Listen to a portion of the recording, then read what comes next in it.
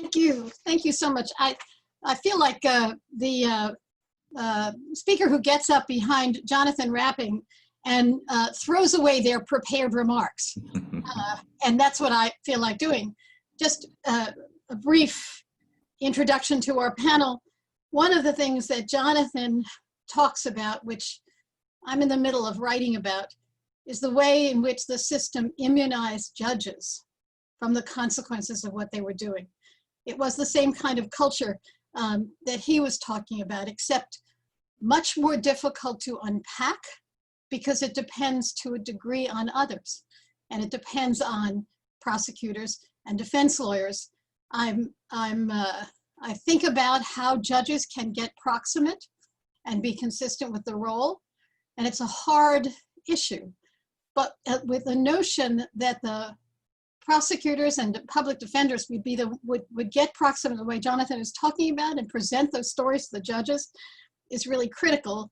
Criminal law reform is in the air, perhaps stalled by the pandemic, dependent on judges and prosecutors and governors and legislators.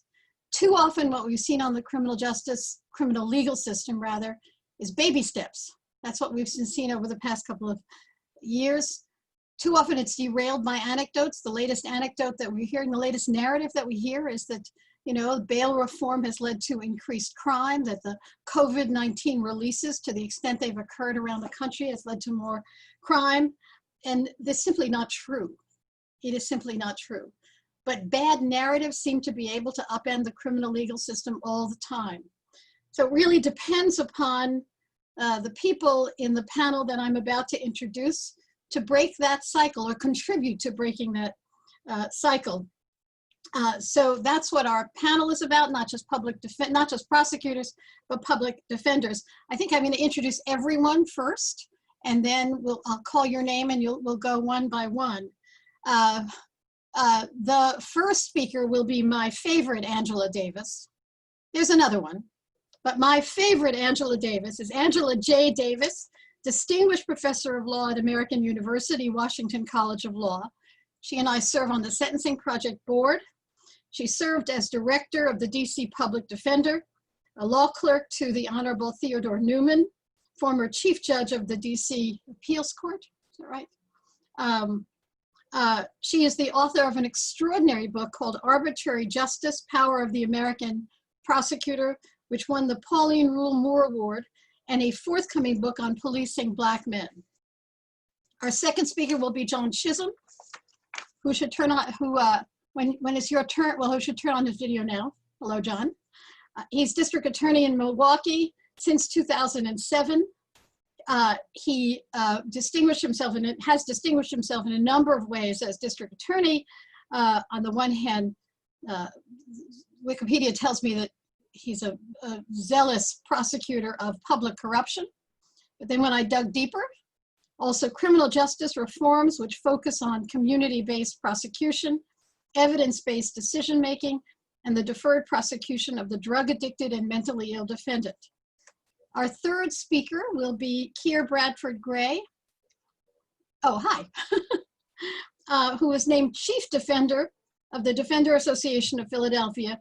Before that, she was a trial lawyer at the Defender Association and the Delaware Federal Public Defender's Office.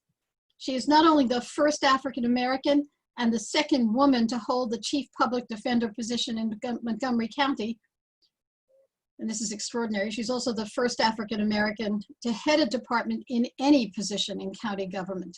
You gotta take a breath after that. And finally, last but not least, Kimberly Foxx, with whom I've corresponded and waved at occasionally. One of the things about being a former judge is that everyone answers your email. Everyone does. Kim is the first African-American in the position of DA, Cook County DA, in the second largest prosecutor's office in the country. She had been assistant state's attorney for 12 years, came into office with a vision of transforming the office into a fairer, more progressive agency. She's undertaken substantial criminal justice reforms focused on public safety, conviction integrity, and bail reform.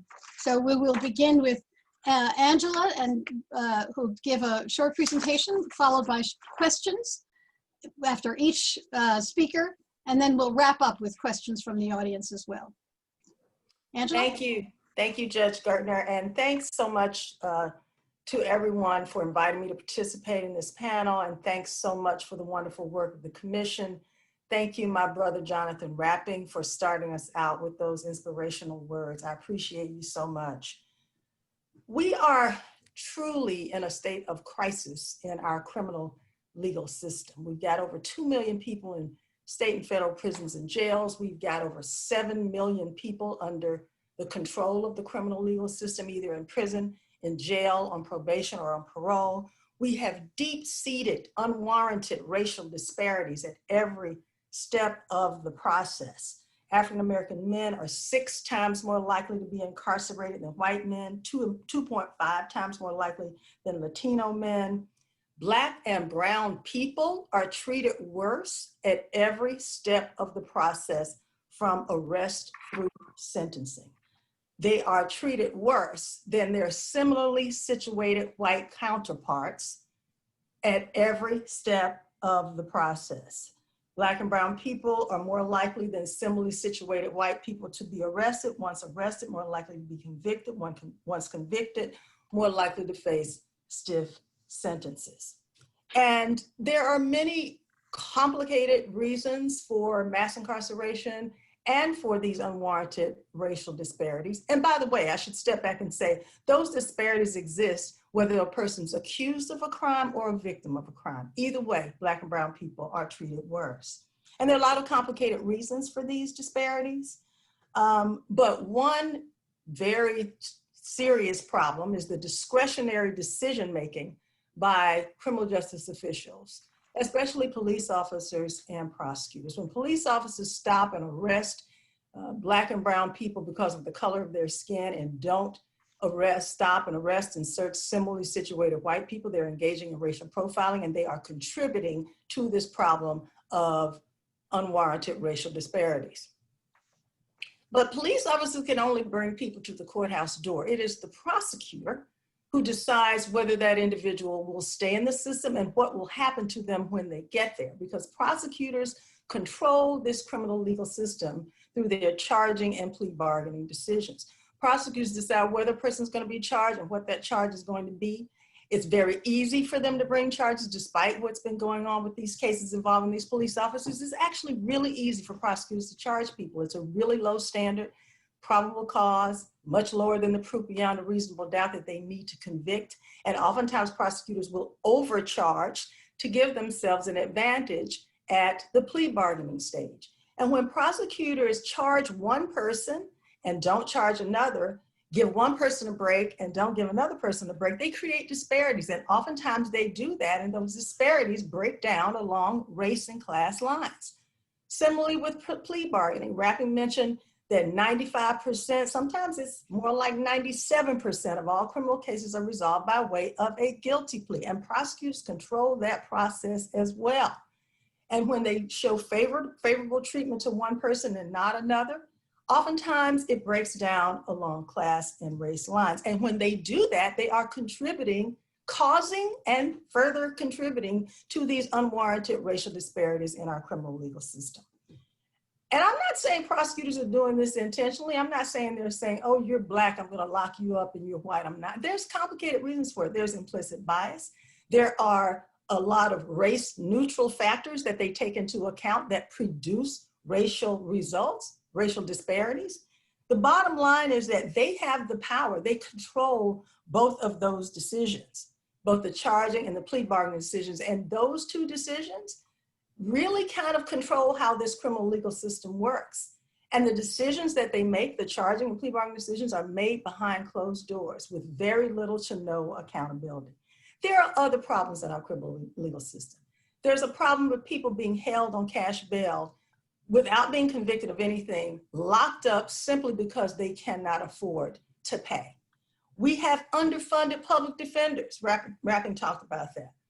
Public defenders who are not given the resources to do their jobs. We've got people who are wrongfully convicted, and I agree with Rapping's definition of wrongful conviction, by the way. There are people who are locked up, people who are in prisons and jails, who are old, sick, who couldn't hurt a person if they wanted to, but we're holding them in cages for no reason.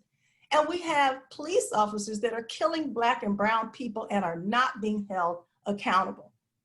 But here's the thing. Prosecutors, as the most powerful individuals in this criminal legal system, they can use that power and discretion to fix these problems if they want to, if they have the will to do so. But far too many prosecutors do not. 90% of all criminal cases are handled on the state and local level, and the vast majority of state and local prosecutors are elected officials or elected every 4 years. Sometimes they run unopposed, and most of them are doing their jobs in ways that are continuing to produce these horrible results in our criminal legal system. But the good news is that there is a small but growing movement of prosecutors who are doing their jobs the way the United States Supreme Court said they're supposed to do their jobs in a case called United States versus Berger. They are seeing their role as not seeking convictions, but seeking justice. And we've got two of them on this panel today, my sister Kim Foxx and my brother John Chisolm, who are doing a phenomenal job. You're gonna hear from others today, my sister Satana DeBerry this afternoon. They are doing this thing in a different way, right? They're seeing their role as doing this differently. Because if prosecutors choose not to seek cash bail, if they choose to go to their state legislature and demand that public defenders be funded the same way that prosecutors are funded, if they choose to set up wrongful conviction units to free the wrongfully convicted, and that means people who are locked up far too long as well, and if they choose to hold police officers accountable who are killing Black and brown bodies, they can do that. They have the power to do that. And so the most important thing we need to do is we need to hold these prosecutors accountable. We need to make sure that they are doing their jobs in ways that are going to fix this awful criminal legal system that we have. We need to hold them accountable at the ballot box, and if they're not doing the jobs, we need to get them out. And we need good, ethical people who really understand the crisis of this criminal legal system to step up and to use their power and discretion in ways to make this criminal legal system a criminal justice system, because right now it's not. And so I look forward to this, and I look forward to hearing from my fellow panelists who are all, committed to this work and doing this work every day. Thank you. I have a question for you, Angela. Sure. You talk about, and we have on the panel, elected prosecutors, and you talk about holding prosecutors accountable through the ballot box. What about the unelected prosecutors? When I was on the bench for 17 years, and I was having to apply guidelines, which I detested, and all efforts to have prosecutorial guidelines have failed. Is there anything left to that? You're talking about federal prosecutors? Federal prosecutors. Yeah, the system, and I write about this in Arbitrary Justice, our mechanisms of accountability for prosecutors are not good, right? Even the electoral system doesn't really work that way. It's really hard to run for office. You need money to run for office. But federal prosecutors are even less accountable, right? As you well know, because no one gets involved. I guess the way that people can get involved in holding them accountable is if they happen to know the US attorney who happens to be nominated by the president, if they even know who they are, I guess they can write or email their senator to weigh in on that person, but no one ever does that. Most people don't even know who they are. So I think that system is very unfortunate. It very much depends on who's in the White House and who appoints the US attorney and what their philosophy is. I mean, we saw things moving in a different direction when Eric Holder and Loretta Lynch were attorney general, slightly. The reason I focus more, quite frankly, on state and local ones is because 90% of all criminal cases are resolved in the state and local system, right? Only 10%. I'm not trying to say nothing's going on in the federal system, because there's horrible things going on in the federal system. I tend to focus on state and local just simply because that's where the vast majority of criminal cases are, and that's where people can have a more direct impact at the ballot box. Okay, John, your turn. Well, thank you very much, and good morning to everybody. It's always a great pleasure to hear from Angela to start things off for the day. You know, I had the privilege of working with Angela going back almost 15 years now, when we did the first iteration of race and prosecution studies that came out of the Vera Institute. And things have changed dramatically in 15 years. And then you could also make the argument that things haven't changed anywhere near enough. The role of the prosecutor, even 15 years ago, was not deeply considered, certainly not in academics, with the exception of people like Angela. And you could look,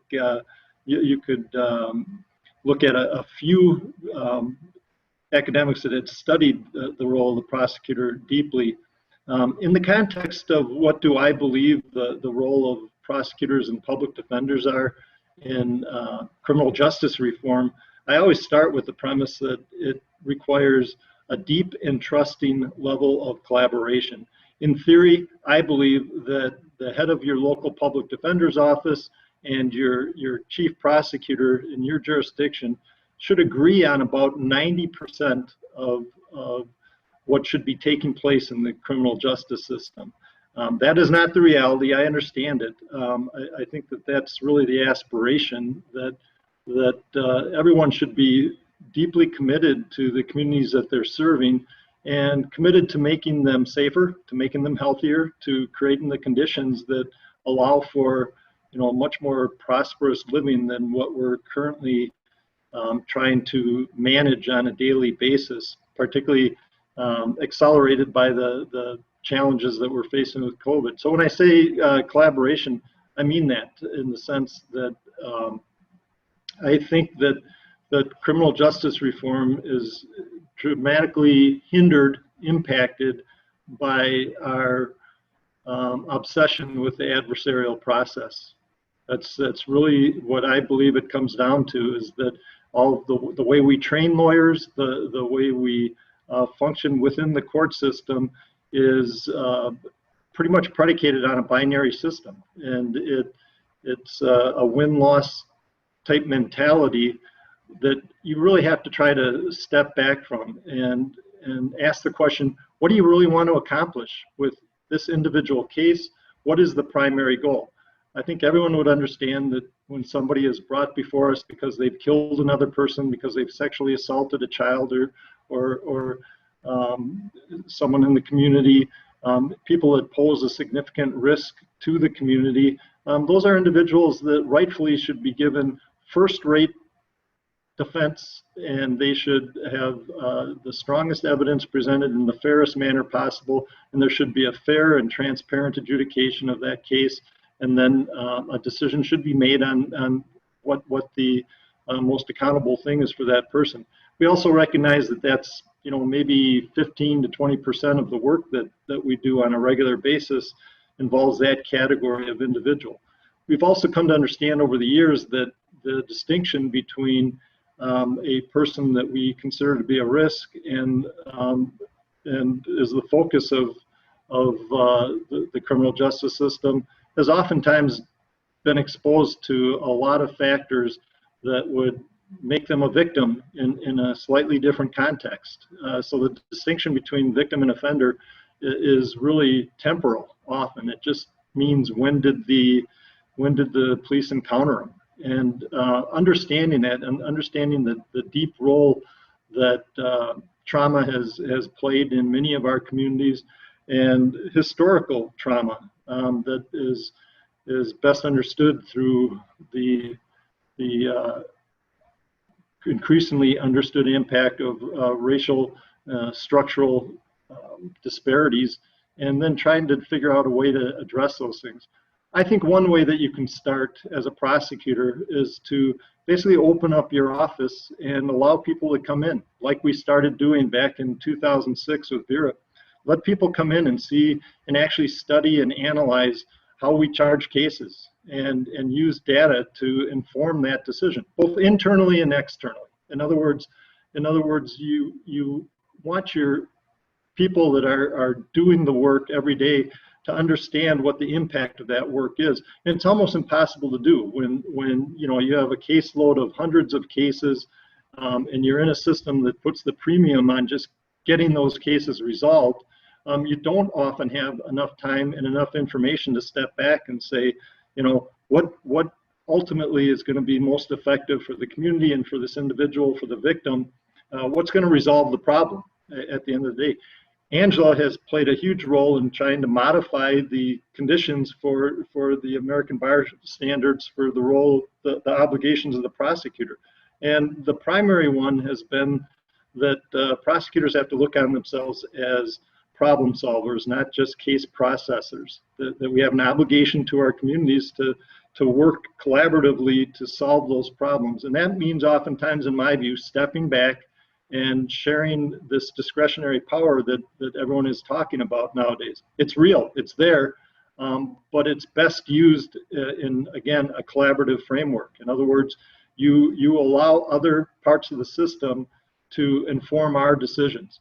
Public defenders have a unique ability to tell you about their client, things that traditionally the system might not value, but if you do that early enough, it can actually, and if you develop systems that allow you to do something with that information, which when you do a study and you find great disparity in there, and for example, in the areas of low-level drug offenses, well, what should that inform the system? That says that maybe we should develop an early intervention system that allows quick representation, allows an assessment of the individual for why they're coming in the system, and then has a robust system of options for that person that don't require jail and prison necessarily. So that's one approach that we've tried to take over the last 14, 15 years. Does it work? It doesn't transform things overnight, I will tell you that much. Anybody looking for a magical solution, you're not going to find it. This is hard work. It's an iterative process that requires constant attention, constant collaboration. You're going to have setbacks. You're going to see challenges, much like we're experiencing right now, where we have extraordinarily high rates of violence in our community right now, and overdose deaths and suicides and children being exposed to significant trauma. These are real problems that we have to address. We can't pretend they don't exist. We have an obligation to address those issues, but I also firmly believe that doing it in a respectful, collaborative framework is where we have to start, and moving away from just the pure adversarial win-lose dynamic that we've been locked into for a long time. Let me ask you a question. Oftentimes, I take the prerogative of the moderator, one question, big question, but oftentimes this discussion turns into a discussion about low-level nonviolent offenders. And it's almost as if we can cherry pick from the universe of offenders the people who are the most sympathetic, when most of the mass incarceration is driven by people in prison for a variety of violent crimes variously defined. I've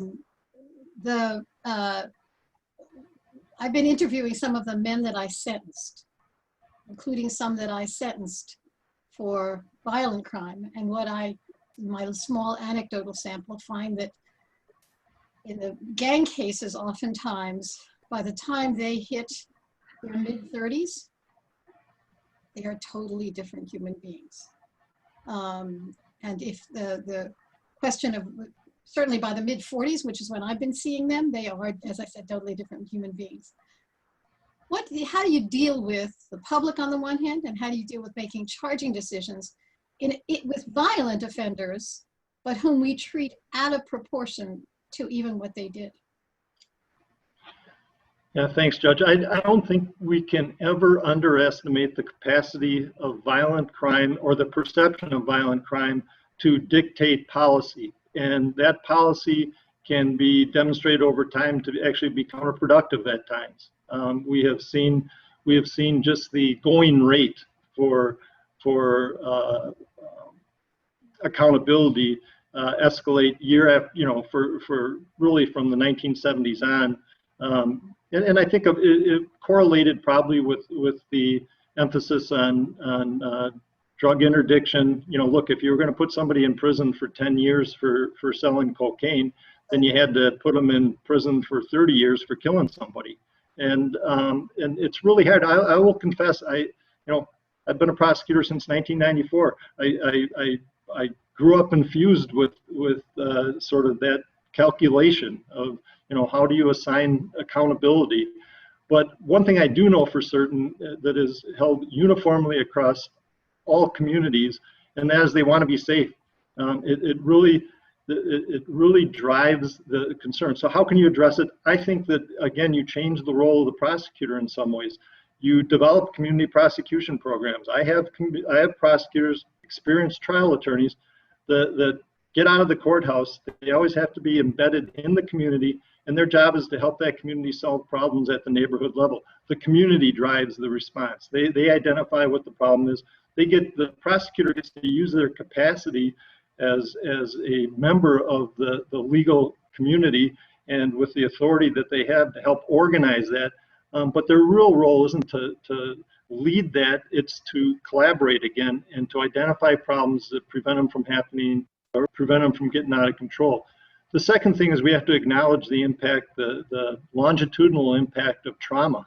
And one of the ways you address that, in my view, again, is that you create essentially a one-stop location for victims of violence. We've developed what's called the Sojourner Family Peace Model here in Milwaukee, where we have a one-stop location. Children's Hospital of Wisconsin is co-located with our domestic violence advocates, a shelter, all of the social services, the Milwaukee Police Department Sensitive Crimes Unit.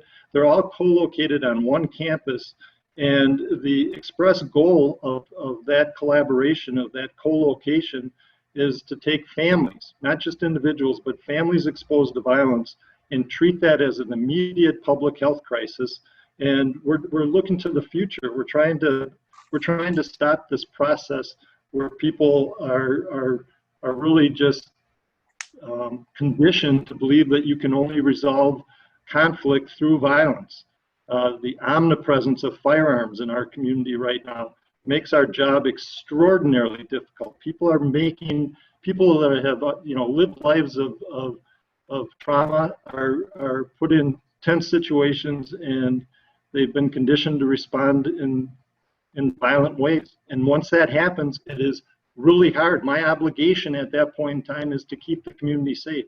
And so that's the dynamic I believe that we have to really push to radically transform the front end of this system, so that we're identifying the at-risk people and providing every service we possibly can to lift them into a position where they can live healthy and prosperous lives. That requires a radical redefinition of how the system operates right now. We're a purely reactive system right now. We have to transform it into a proactive, and that may mean diminishing the role of the prosecutor in some ideal world, and I'd be all for that. Okay, that was my one question. We'll move on to, at this point, Keir. Wow. Well, thank you so much for inviting me to this extremely riveting conversation. I mean, this has been music to my ears to hear prosecutors say things that public defenders have been saying for decades. So I'm really glad that we're all at the same party now, and we're looking for ways to explore how to make more sense of what we're doing.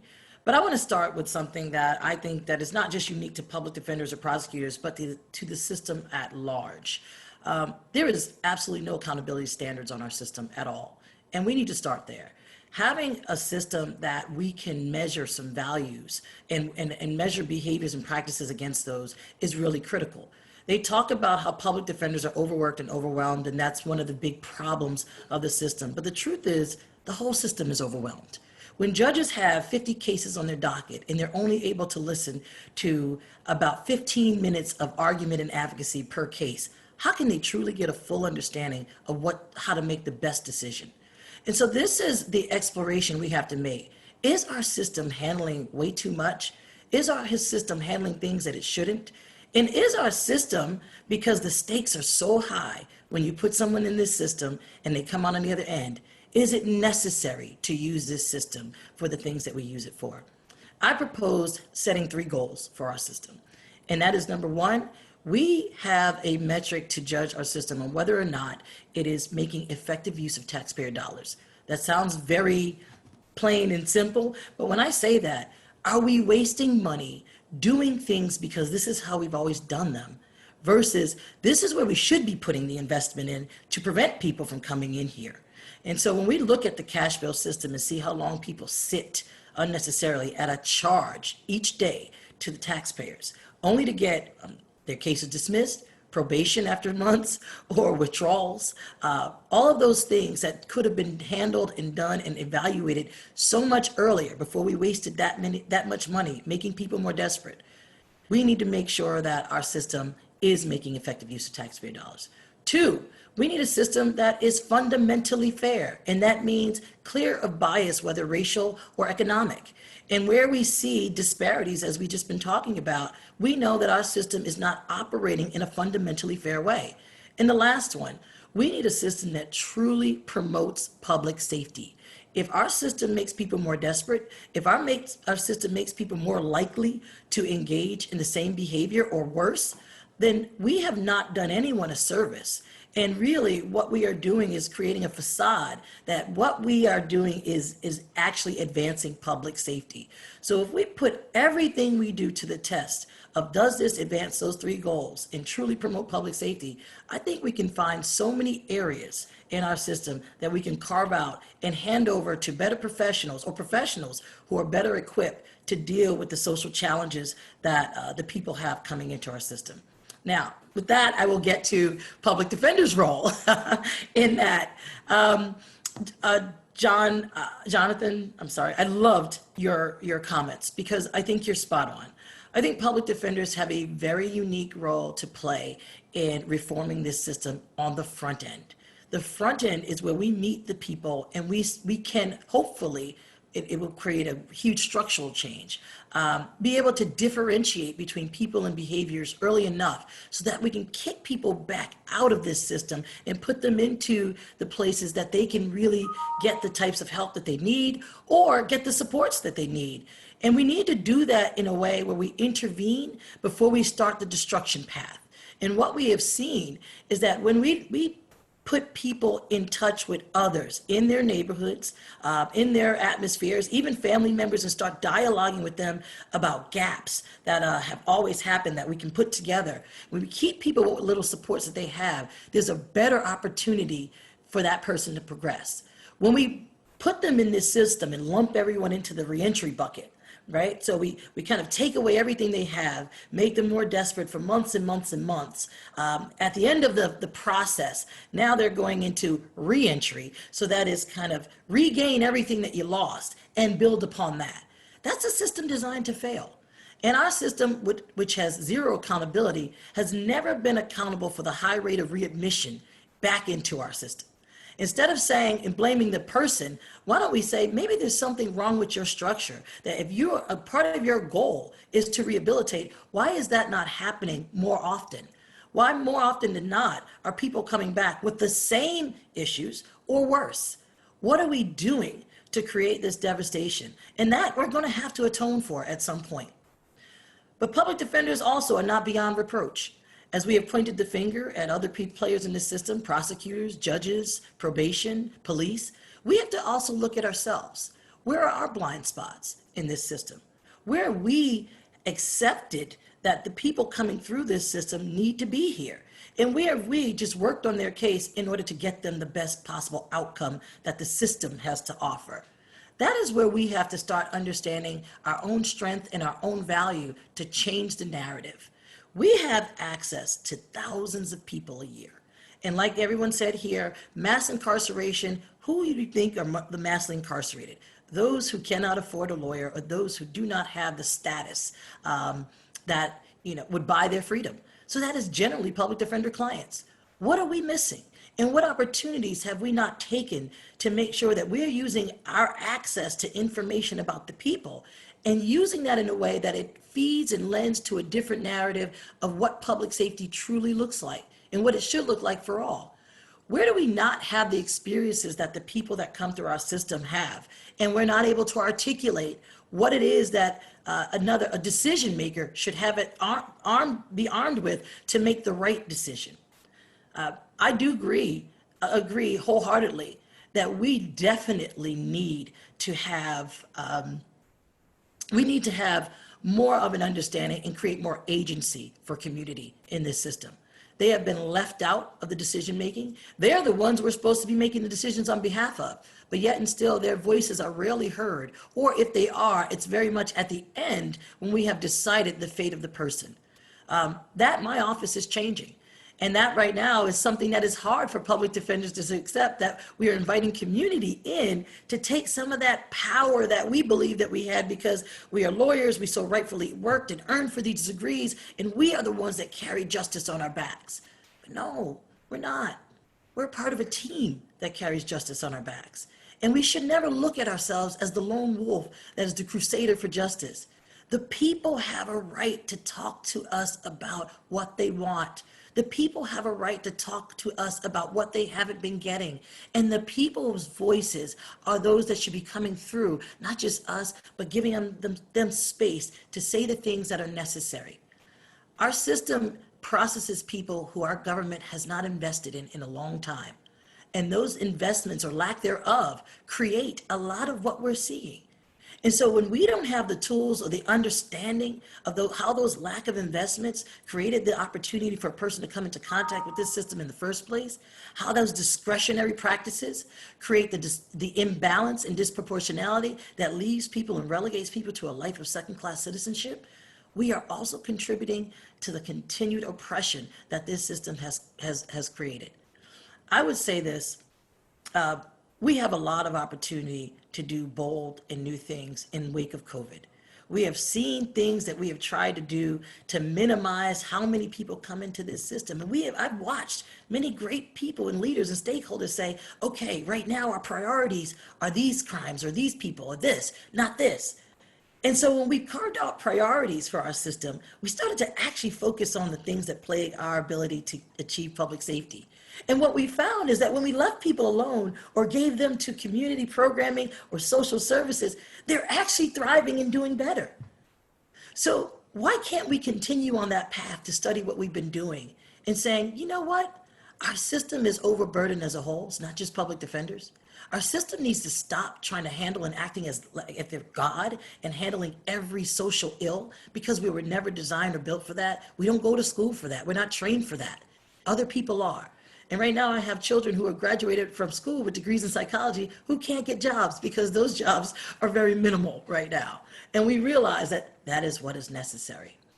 So I think if we're going to have a real evaluation of what we need to do, it doesn't need to be just throw more resources at systems and organizations that are in this struggle. Let's reduce the amount of people that come in here. Every public defender office should have the goal to work themselves out of business.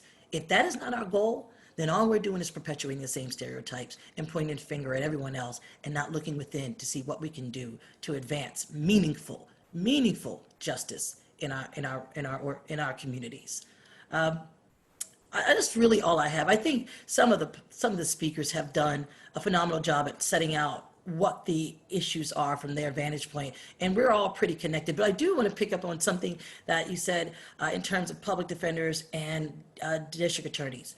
When you're an administrator in the boardroom, you should have a commonality of goals. It looks different when you're in the courtroom as an advocate. Yes, you fight in the courtroom, you make decisions in the boardroom. And I would love to have that role, that duality of purpose, be better broadcasted and stated, because what I've seen, I'm in a jurisdiction with a progressive prosecutor. I've seen people who want justice and are with me all the time ask only the prosecutor, what should we do? Ask only the prosecutor, what are the problems and what are the solutions? And I'm sitting here saying, hello guys, we're in this system. We're expert in this system, not only in the structure and the process, but in the people that come in. We understand who comes in with jobs and leaves out with jobs and convictions that disqualifies them from them very same jobs. We understand all of that gamut of what keeps people entrapped in poverty. And so not to include us in the conversation or the solution is a very, very, myopic, and really we're missing the mark. So if we want to make sure that we advance long-term goals, let's bring all of us to the table. Let's separate and push out these the things that we should not be dealing with, set up structures so that they can be dealt with in a manner in which people can have the opportunity to thrive and not get branded for life with something that will never allow them to escape their own destinies, which is continuous generational poverty. But thank you so much for allowing me to have a moment to speak. I look forward to the rest of this conference. I see my friend Kevin Tully on here, and he's one of my favorite public defenders across the country. But I'm glad our voices are here. And Rap, love you, man. I'm glad you're in this fight with us. Okay, my one question, although I think you circled around it.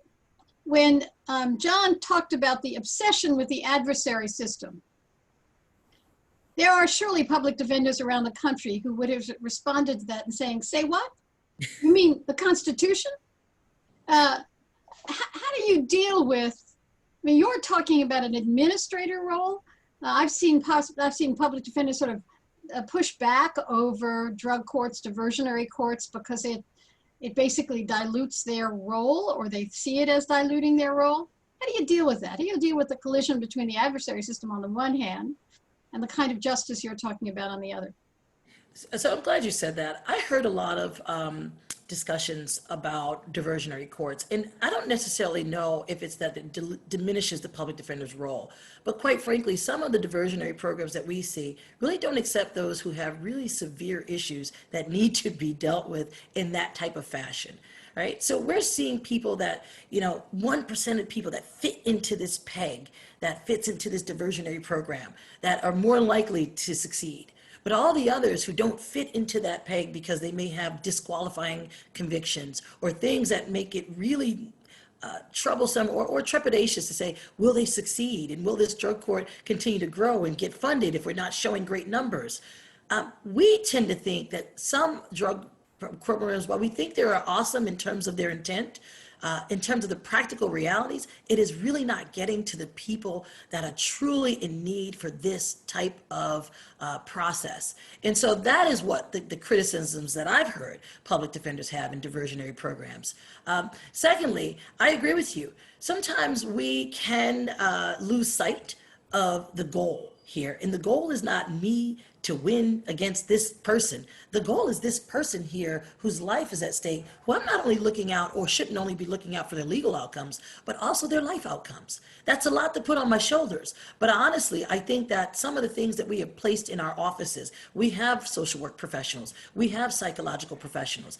All of that team building and approach should allow us to create a solution that if the legal consequences are what they are, the fate of the legal consequences are going to be a conviction for this person, how can we make it so that this person's life outcome can still be better off because of our services? And then if we understand that our services were necessary and the things that we were able to do help this person, how can we advocate that in the prevention realm? So that people don't just get our services once they enter the courtroom doorsteps, right? Or enter the courtroom doors, I should say. That these services are widely advertised. These services become a norm. The path to making sure that we have healthy minds, healthy lifestyles are normalized, not just in the system, but outside of the system. Those PSAs have to start being more widely known. And we in this system understands if we go through this like a doctor would, in terms of understanding what went wrong, we should be examining each step of the way where lack of investments and deposits has contributed to this, and start lending our voices to this conversation that if we don't want this particular structure, we need to start creating new structures and leaning on them, evaluating them, and having faith that they can take care of some of the social ills that we are trying to do. Thank you. Thank you. And now Kim. You're up. I think my time would just be what they all said. You made me laugh, and they've said it all. So first and foremost, thank you for allowing me to be a part of this esteemed panel. It's so good to see all of you and have had the chance in various capacities to work with the panelists. All of it. Keir, thank you for your remarks. and John, who does this work, and Angela for laying out the framework. I will start with the recognition that from Angela's remarks, that I think from the role of a prosecutor, starting with the premise that the system is broken. You know, I have an office that has 800 attorneys. Most of them have come to this work with an abiding desire to do good for their communities and acting in the interest of what they perceive to be justice, many of whom don't come from some of the communities that are most impacted by our work, but still driven by a desire to help community. And so when we say in these conversations of the last several years around criminal justice reform, I think for many people who do this work, you do still have to explain that there's a need for reform, particularly in the prosecution space. Because for so many people, it feels like these big amorphous issues that they don't control. I'm just here to get justice for my victim on this particular case. I don't control other parts of the system. I don't control policing. I do understand poverty. These root causes that we talk about a lot, that's not what I do. And so it does become this very myopic approach to the work of case by case, and I'm not a part of a bigger ecosystem that is broken. And so I think for all of the things that were already said, for me, it's really important when I came into this role and ran at a time where this notion of a progressive prosecutor didn't exist. Like the terminology still is discomforting to me because I didn't come to this work for any other reason than when I was an assistant state's attorney, which was the pursuit of healthy, thriving communities, which to me had less crime. That this was about not what happens in a courtroom, but what kind of neighborhoods don't have as many engagements with police. And I say that because I grew up in public housing. I don't do a panel without telling people that I am from Cabrini Green. I'm from one of the worst public housing projects in the country. I am the product of a teenage mother, a father who was not present in my life. I'm a survivor of sexual abuse and assault. I know poverty firsthand, concentrated poverty, all of these what we deem as risk factors for people who end up in our justice system, whether as victims or the accused, I own. So when John talks about the fluidity of defendants and victims, you know, that experience is a lived experience that I have and a perspective that allows me to understand that the people who lived in those neighborhoods, the people who raised me, whether it was family members of mine who, you know, had caused harm or been harmed. I have cousins who have been to prison for long stints of time. I have relatives who have been hurt, and they, you know, live with that for the rest of their lives. Those same people were no more or better morally than people who lived in different neighborhoods. And that perspective for me is why I got into this work, and that yet what we were seeing were those experiences for people who had those risk factors. And yet the people who were making decisions weren't recognizing the role that they play. Or when we do, it is very cursory. Like, yes, we know that, but they did this thing right here, right now. And that's the brokenness of it, to the point that Keir just made, that it then allows us to operate in a failed model, where when we see people continually come in and out of our system, that it is about a moral judgment on the individual and not our role in the system, and not that the system has failed. And as the prosecutor, as the gatekeeper, as the person who makes the determination of what to charge, who to charge, I have to own my role in the brokenness. That as the gatekeeper, no one gets before that judge on felony cases in Cook County unless I say so. And that we had been operating under these moral standards that were judged on communities that people did not connect with. And big system pieces too, but I will say in Cook County, you know, even as we talk about some of the lower level offenses, for example, drugs, because it's easy, right? I know a lot of people who have family members who suffer with substance use disorder. I know that for a fact. And I know for those who have resources and the availability and accessibility of treatment programs, that's what they do. And then they recognize that those people may do the behaviors over and over again, because that is the very nature of addiction, is that you will engage in behaviors, knowing the adverse consequences, and do it anyway. And at the same time, when I look at our jail, 86% of the people who come in Cook County Jail are Black and brown, 86%. 40% of the cases that come into the Cook County felony courthouses, 40% are drug cases, 60% of which are possession cases, and 90% of them are Black and brown. I know, just from a race perspective, that for all the race neutral, we don't control arrests. I know policing is different in other parts of town. It is not a separation of, well, this is just what we have. It actually is, all of this is connected. And by me prosecuting you for possessing drugs because you have a substance use disorder, or maybe you don't, maybe you are the casual user who is able to function, knowing those numbers and knowing the disparity and knowing that this is a universal issue, I am part of the problem. Part of the problem. And it's not making our communities safer. It's not making us safer. And that's what our concern should be. And so for me, it is starting with the premise that it is broken. It is starting with the premise that our role around these moral judgments that we make about community that are most impacted by our decisions, and a head in the sand approach of that we have nothing that we can do about this, is what allows for these systems to operate in the way that they have been designed to operate. This is what they have been designed to do. So I start there.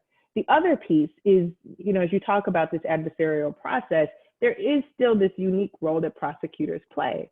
One of the knocks that I got from an editorial board when I was running the last time, the first time for office, was, we like her ideas, but she has to remember she's not a public defender. Because I apparently spoke too much about making sure that we were protecting as prosecutors our obligation, our oath, to ensure the constitutional protections of the defense. That for a prosecutor to say that we have to care about Fourth Amendment issues, for a prosecutor to say that we have to care about Eighth Amendment issues, that we should not be imposing excessive bail, that we should not be imposing excessive sentences, that coming from me was inappropriate. Is that in this adversarial system, we have accepted this belief that your job is just to do this and let the defense defend that. When in fact, my oath is to ensure the constitutional protections for everyone. I represent the state. And I think what is allowed to have happened in a place like Cook County, which has a reputation for wrongful convictions, that has a reputation for false confessions, that has a reputation for just abject corruption when we look at our justice system.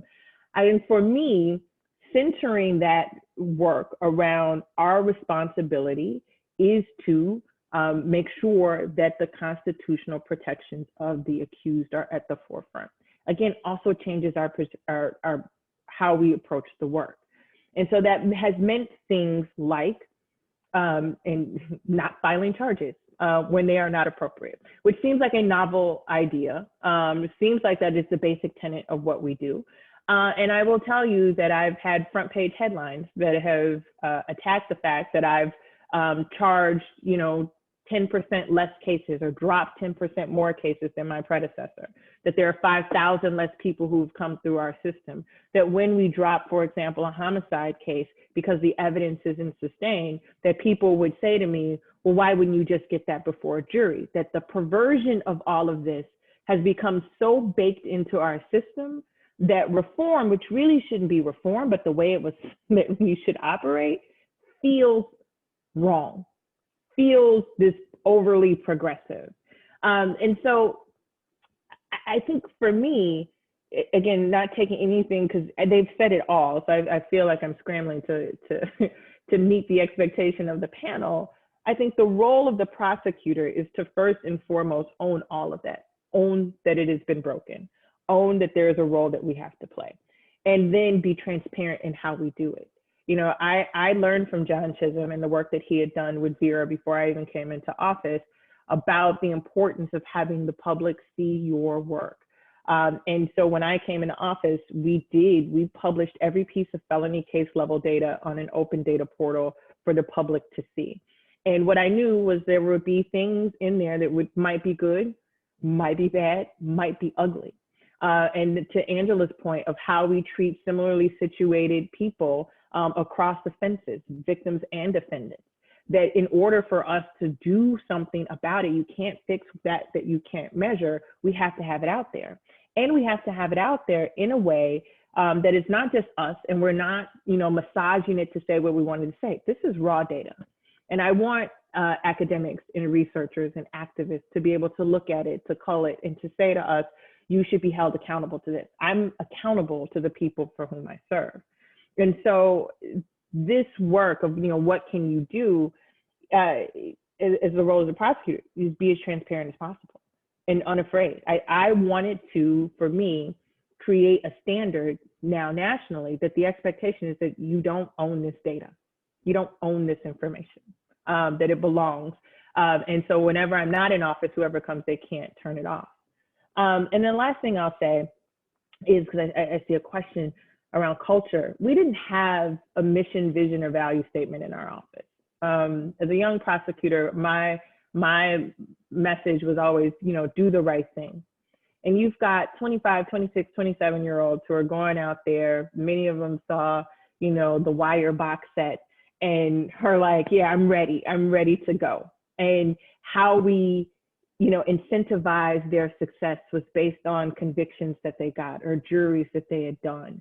And not, again, on this element of, well, did we make the community safer? Have we used the taxpayer dollars efficiently? If we've now seen this defendant and this defendant's son and now this defendant's grandson cycling through the system. And when we ask the question, well, what do you think your mission is? What is it? How do we articulate that? We didn't have an articulated mission, vision, and values that we stood behind. And then we didn't have incentive structures to measure you against that. How are we promoting you? If our promotion structure is based on your number of trials, then what that then says is that you're going to take things to trial that shouldn't go to trial just so you can have that for you. It becomes a selfish structure and not in the best interest of the public. And so we took off our evaluation tool, how many trials you have done. It doesn't matter to me how many trials you have done. We put on there a 360 approach. We asked the public defender or the private bar to tell us about cases that they've worked with you on where you've come up with creative solutions. We talked to judges. We also have a component is, what is your engagement with the communities that you serve? What do you do outside of the courtroom to have a presence? And then we gave a weekly menu of things that people can do and engage in so that they wouldn't say, well, I don't know, I have no idea. Because some of the pieces that have often been disturbing to me is even how our people talk about the communities. Well, I don't want to go there, it's the hood. Oh, it's very dangerous there.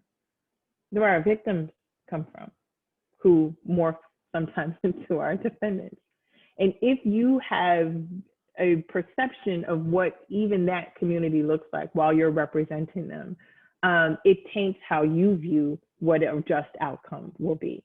And so we changed our incentive structure on our evaluation tool, and that we've had to tweak over and over. And John and I had the pleasure of serving on a panel just yesterday around prosecutor performance indices. Like, what does a good prosecutor mean?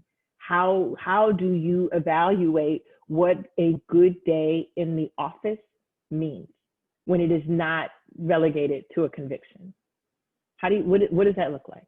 To Keir's point, we have a fundamental agreement that all of our communities would be much safer if there was a shrunken footprint of the justice system and people were healthy, happy, working, having their emotional, physical, and social emotional needs met.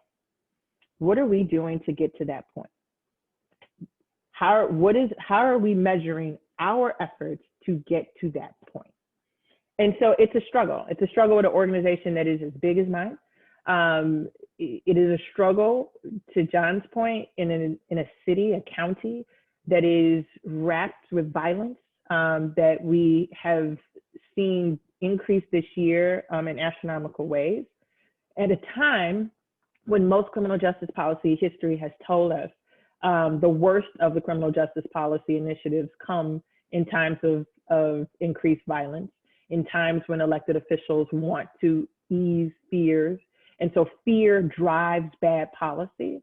And so in the midst of people's fear right now, They will attack bail reform. The reason that crime is up all over the country is because they let all these people out because of COVID. And to the point where I'm like you, Keir, like we've done some amazing things in 6 months to shrink a jail population that we should never go back to. But right now, weeks out from an election, we're pushing back from the narrative that that is what's made us unsafe, despite the data, which is why I love data, that tells us otherwise.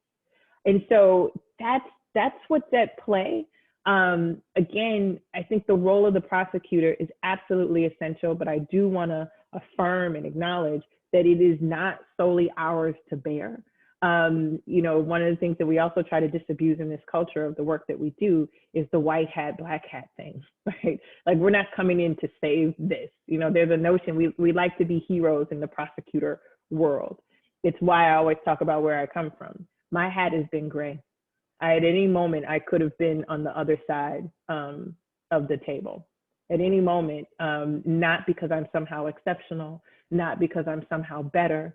I have the same DNA of those in my family who have been in prison, who have suffered. I've just been very fortunate. And so, you know, we're not better. And we need people who are doing this work, both on the public defender side or the defense side, from the social work side, from the education side, a truly holistic approach to this work in order for us to really frame this reimagined space. It's not going to be done by us because there's a level to our capacity of imagination because we've done it for this way for so long that we need those educated voices, those creative voices, and those voices from people who've been impacted by our decisions to be first and foremost at the table. So with that, I'll take the questions. So there's my moderator question. And then there are questions that are in the audience. My moderator question is, and of course I've been wanting to ask you this for months. Yeah. One of the things that we've seen is pushback, not just from the community, but from the courts. Yeah. You got the most of that. And I have to admit that I didn't anticipate that I'm astonished by it. Maybe that was my own naivete that I thought everybody on the bench was like me. So the question is, what do you say about that? What do you do about that? Is it a litigation issue, or is it having you speak to judges in a meaningful way about what you're trying to do, and have you have a right to do it because you're elected? What do you do about it? Yeah, I'm trying to figure it out. I mean, I think part of it is in Cook County, and I don't know how it is in other large jurisdictions, or and maybe Keir can speak to this in Philadelphia, 60% of our judges are former prosecutors. They came from my office. And so when I start this conversation with the acknowledgement this system is broken and that prosecutors have been complicit in its brokenness and has not had regard for defendants' constitutional rights, and that we charge things because we can and not because we should. And when you talk about this, you're saying that the system has been broken and perverted by the very people whom grew up in it. They grew up in it. They grew up, 60% of our judges were former Cook County assistant state's attorneys. And so there isn't that, because even for veterans in our office, and I see again, a question about culture, even for the veterans in our office, we start with the presumption that they did not get here with this malicious intent around the work that they do. And so when you start the conversation of this isn't working, this is broken, there is an instinctual defensiveness that comes with, I'm not racist, I'm not out to hurt people, I'm not, and we at least internally get to work and socialize these ideas, talk, educate, train. But for judges who've been in this work for so long, when we do our wrongful conviction work, I think that's some of the most painful points that we have, because many of the cases that we're vacating, the judges are on the bench. The lawyers who prosecuted those cases are now on the bench. And there's a hesitancy from even those others on the bench to overturn a conviction from now their colleagues. And so it is, for many, it feels like an indictment of them personally. And this notion that you coming in and saying that this is wrong and broken, I think that is where the pushback comes from the most. Because you don't see it in the same way with judges who have come from the defense bar, right? You don't see, there's a real distinction, so we can't put them all in the same bucket. there's a real distinction from where most of the pushback has come from. And I can say almost unequivocally, but the biggest source of pushback that I've received have been from those who have come from this office who are now on the bench. That's extraordinary. So here's a question for anyone who'll grab at this. One question from the audience was, how do you deal with police accountability? These are the people you rely on for prosecution. These are the people you rely on as witnesses. How do you deal with making police accountable in the way the public is beginning to demand now? Anyone? I mean, I can jump in really quickly so that I can have a decent answer before Keir and everyone else gets it. I think when I came into office too, I came in 2016. What we're seeing in 2020 is eerily reminiscent of where we were in 2016. We had a high incidence of violence. We had Laquan McDonald, who was a 17-year-old who was shot and killed on camera 16 times. That was after Freddie Gray. That was after Mike Brown. That was after Eric Garner. There was a succession of cases that were high profile, and the Black Lives Matter movement was really taking hold, and they were looking at this race and they were supportive of what my agenda was. So when I came in, I was automatically at odds with police who believed that that movement necessarily meant that you were anti-law enforcement.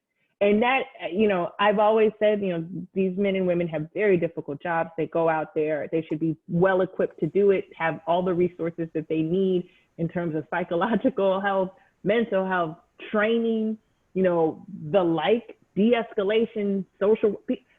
I want them to be successful because they are on every case that I have.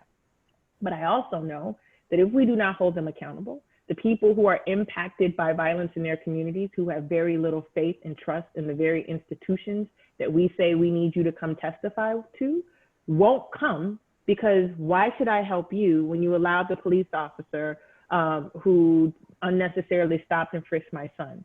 Why should I help you when that police officer beat up my neighbor? Why should I help you if you are in cahoots with behavior and not holding people accountable? So for me, it's always been a public safety issue and an accountability issue. I have to hold you accountable. I have to do this work. We charged 2 police officers within the first 3 months of my administration with first-degree murder. We got a second-degree murder charge, a verdict on 1, and 1 was found not guilty before a judge. But it has been, for me, we cannot accept this premise that because we work for them, we can't hold them accountable. I cannot do good work when police officers engage in bad behavior, because the credibility of all of us are at stake. It's not just them, the credibility of the prosecutor's office who allows that, who is now seen complicit, is a part of it. And so we have to be as aggressive as going after those who engage in bad behavior and the systems that allow them to do so as anyone. I'd love to jump in on that too. I mean, this is one of the most maddening things, is that all prosecutors know it's really easy to bring charges. The standard is really, really low. And the whole old saying about a grand jury will indict a ham sandwich, that is real. You can bring charges if you want to. And that's why prosecutorial elections are so important. You have to elect prosecutors who believe in holding police accountable. A lot of these prosecutors accept donations from police unions. They have relationships with police. And so there's a conflict of interest. When you have a prosecutor who's in bed with the police and doesn't understand that they should hold them accountable.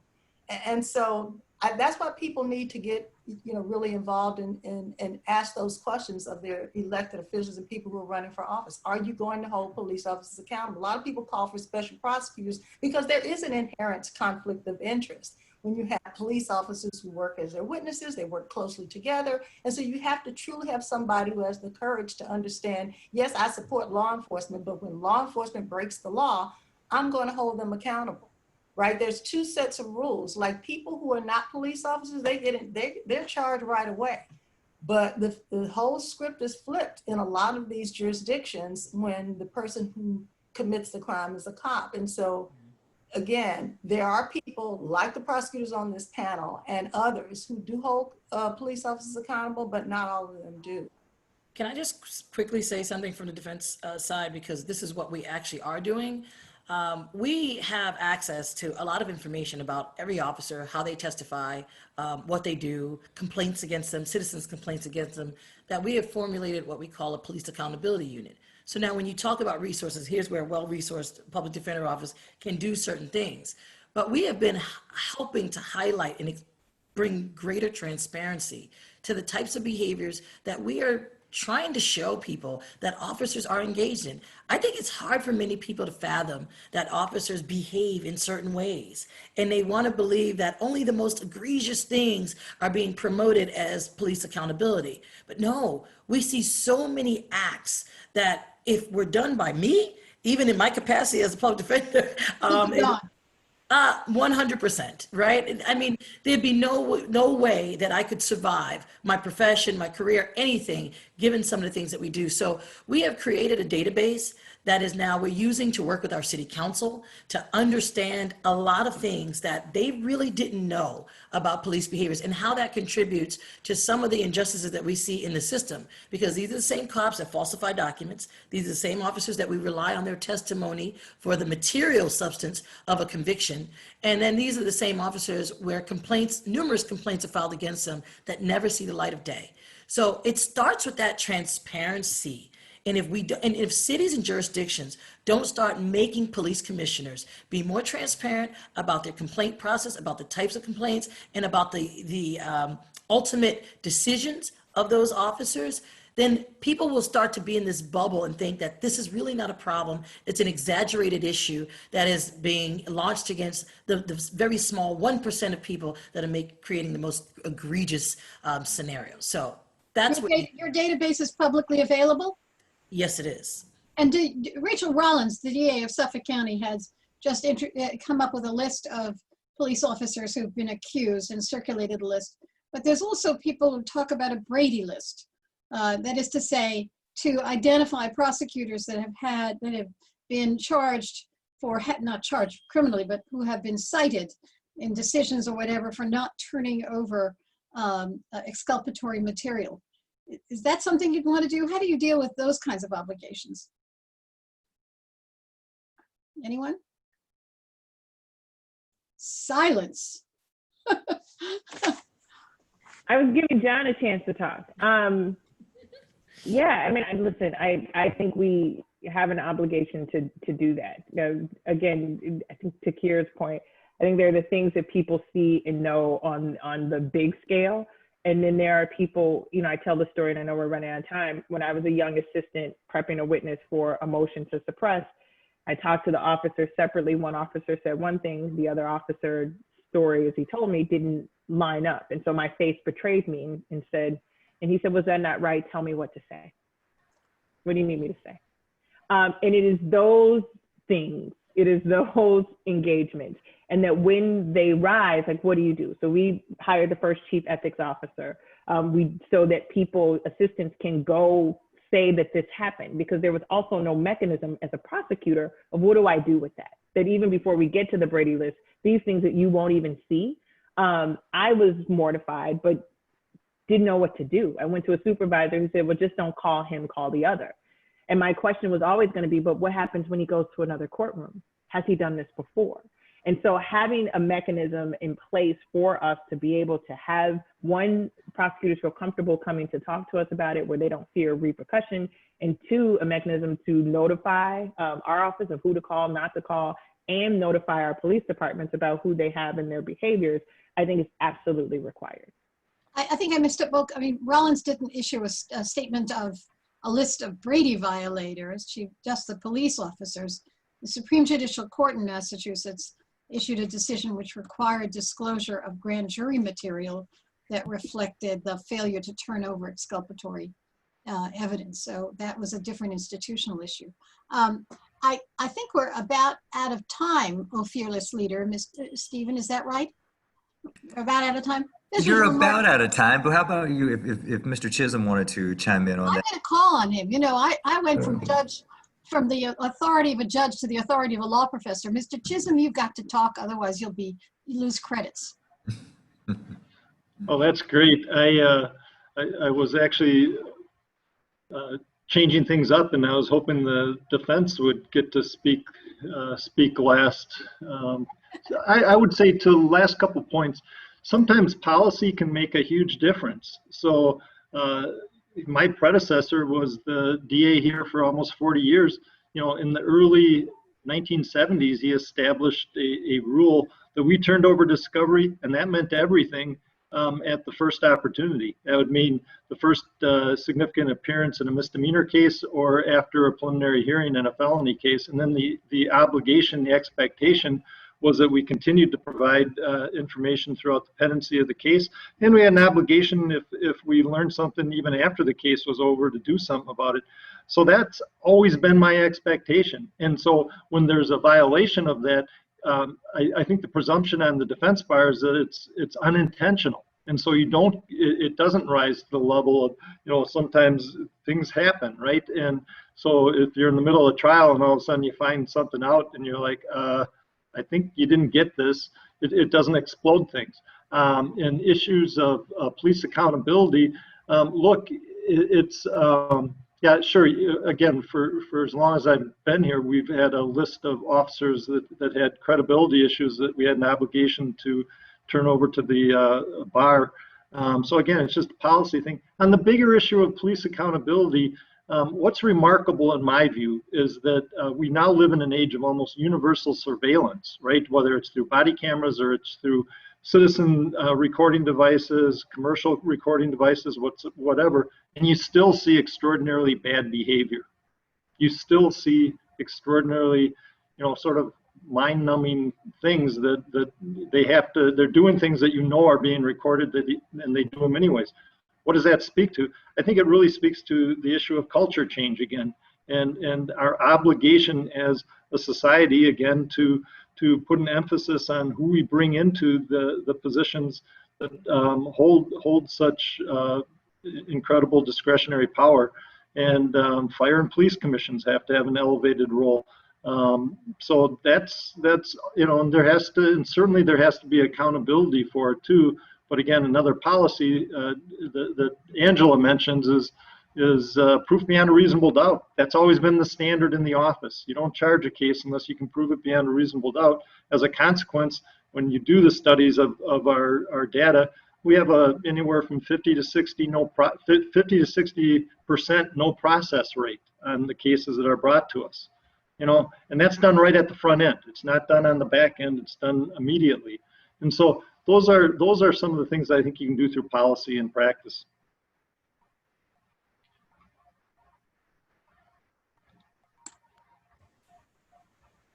You're muted. I think you're muted. I've told people that judges don't have mute buttons. I got to do something about this software. I know how to deal with that. But I think, I mean, this has been fantastic.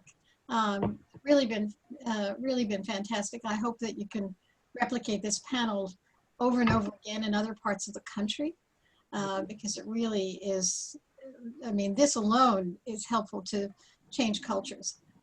So with that, Stephen, I think we're done.